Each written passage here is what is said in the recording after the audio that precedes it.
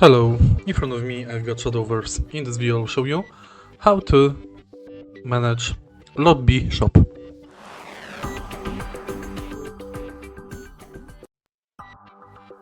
To find lobby shop, firstly enter park.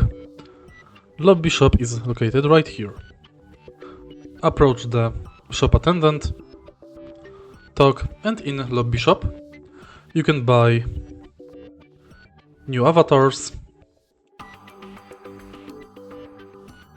clothes, gestures, and stickers. You can buy it mainly for gold.